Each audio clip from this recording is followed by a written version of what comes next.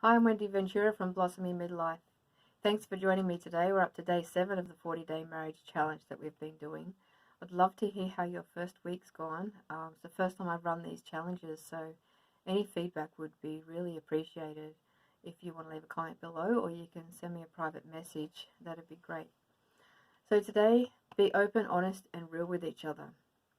As you know, marriage is the most intimate of all human relationships, and it's really designed to be a place, a safe and secure place where we can be at our most vulnerable and to still be loved and accepted in a committed and covenant relationship. And as we have honest and deep sharing of our experiences, this really builds trust, which is an essential component of any healthy relationship. Um, I think sometimes this can be hard for some of us, especially if we've been brought up in a family where um, we don't really talk about feelings much, it's sort of a more matter-of-fact business-like environment. But to be able to really enjoy marriage and the intimacy that it was designed to have, we really need to be able to learn to be really open and authentic and to just share at a deeper level. I think it can also be hard if we're carrying some shame and guilt and we don't actually even feel accepted um, by by God or by ourselves. So working through that shame and guilt and resolving that would be helpful to be able to then have an intimate relationship with our partner. And another barrier to being open and honest and real in our relationship might be that we're in an unhealthy relationship at present, and being able to share thoughts and feelings at a deep level, we may be fearful of our partner's reaction or response, and you may need to seek professional help to be able to navigate your way forward through that. Um, and the reason this challenge follows on from being able to forgive our spouse for past hurts and also being able to let go of anger is because those are really prerequisites to having that safe place to be able to feel secure, to be able to open up and share. So working through those first and then moving into this one is the best order. So just to put this into practice, for example, meeting your spouse at the end of the day and they ask you, how was your day?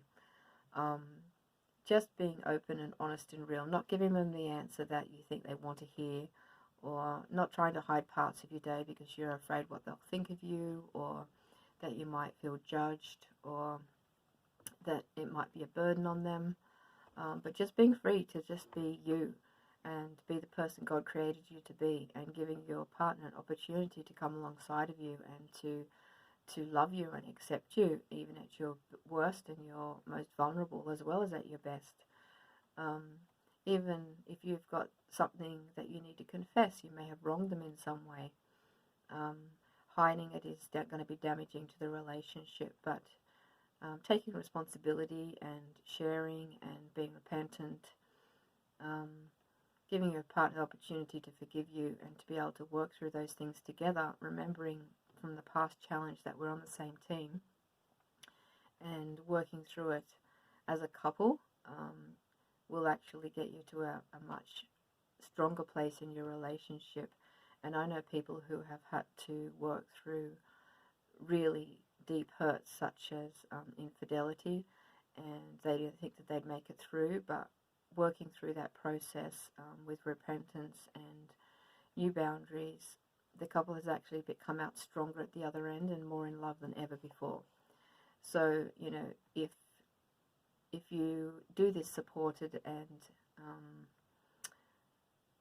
in a careful process, it's actually possible to be better off at the end, and to know after that that you are loved and accepted for who you are, you know, warts and all.